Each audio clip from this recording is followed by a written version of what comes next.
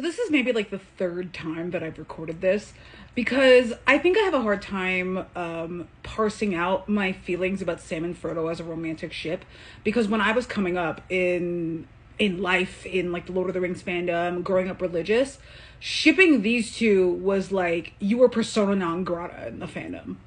So coming up in the Lord of the Rings fandom, my first exposure to fan fiction was a Lord of the Rings, a specific site called storiesofarta.com. And they were very particular about what they allowed onto their website. And one of the things that they didn't allow was no spice, no AUs, and no slash fic. So shipping Sam and Frodo was just not allowed. It was just not allowed on this website. They made you take a writing test too. Like, they were very, very strict. The content that made it onto that site was some of the most gorgeous canon compliant fic I have ever read in my life. Like, there is like a 50 chapter, like at least, fanfic of like this lifelong romance between Merry and his wife Estella Bogar, and I still think about that fanfic 20 years later. That being said though, the not allowing like the slash fic, it was really homophobic, and it's super homophobic today.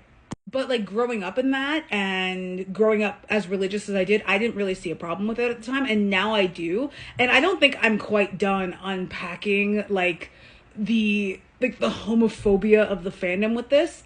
So I think what I'm going to do is I was going to talk about like Sam and Frodo like as like a ship on its own, but now I kind of want to like just celebrate all of the mainline Tolkien male ships. I would also do the girlies, but there's not that many girlies that we could ship together, not that I can recall. I guess Melian and Galadriel, but not really. It's mostly the men. First, these guys are like the pinnacle of male shipping in Lord of the Rings for a reason. Like, they are beautiful together. They like Sam and Frodo, like this, they are beautiful together. Like, there's just no explaining this better than the movies and the books could. People ship Merry Pippin too, but this has always bothered me because they are first cousins. Absolutely not.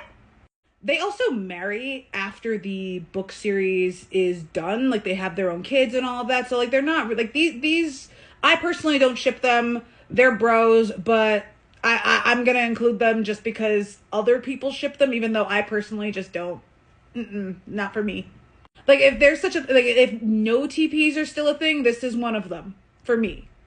That being said, though, I might be a little bit of a hypocrite because while I can't get behind Merry and Pippin, the connection between Maedhros and Fingon actually, I feel like, isn't talked about enough.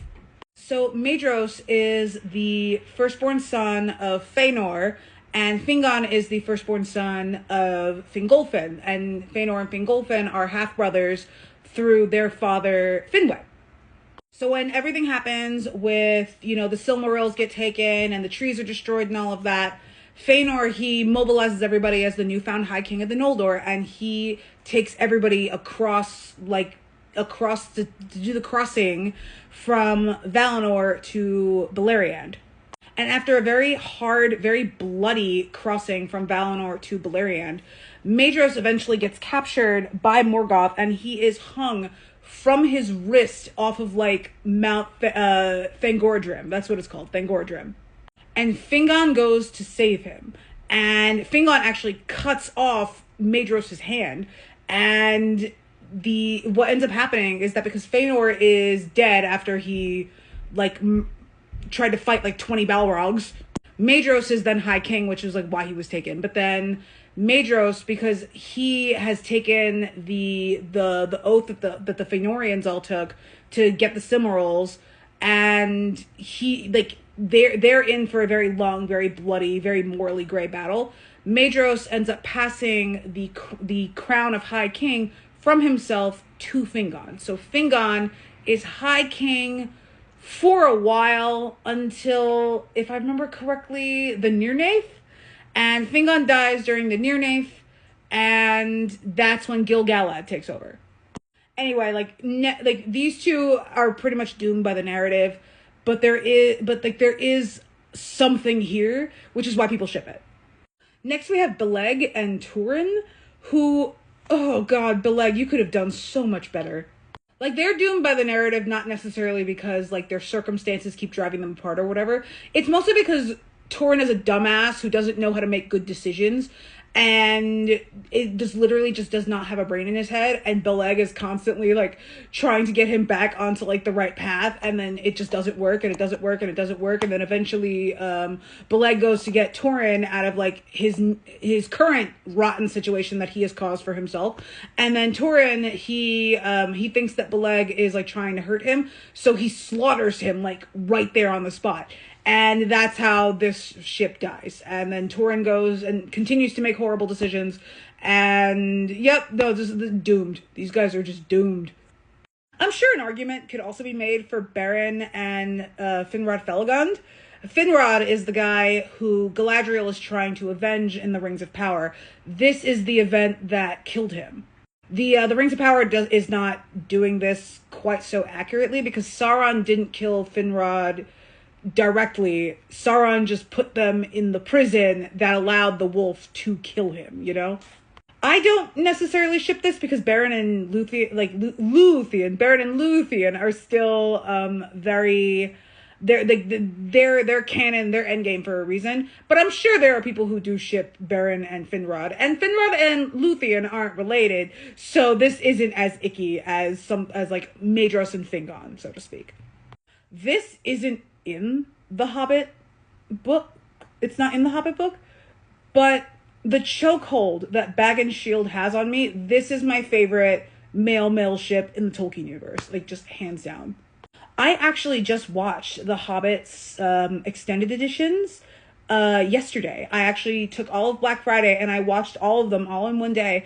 And I swear, why didn't they put out the extended version instead? It's so much better. A lot of my problems with the Hobbit movies are solved with the extended edition. Like, there's so much stuff that they added they added in, like, from the books that they clearly wanted to have in there, but then, like, they didn't put it in. Like, the theatrical version cut it out. Like, damn, producer interference. Anyway, Bilbo and Thorin, they live and breathe chemistry. And the actors fucking knew it too, because Martin Freeman knew what he was doing with this, because Martin Freeman was one half of the Sherlock ship, where it was Watson and Sherlock, and they've been shipped together since the 1800s, and the Martin Freeman, Benedict Cumberbatch version of Sherlock and Watson is one of the gayest ones of them all. Martin knew what he was doing here. And Richard Armitage also knows what he was doing here. Like, the way that they looked at each other, the way that they spoke to each other. Like, sorry, not sorry. Look at them. Look at them. You could see their eyes. You could see their pupils dilate. God bless Bag and Shield.